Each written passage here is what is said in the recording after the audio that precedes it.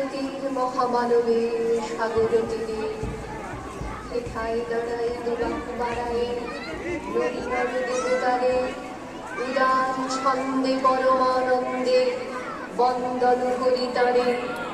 হেন গম্ভীর এই যে প্রভাব নদী জপমালা ধৃত প্রান্তর হেথায় নিত্য হেন পবিত্র ধরিত্রীরে এই ভারতের মহামানবের সাগর।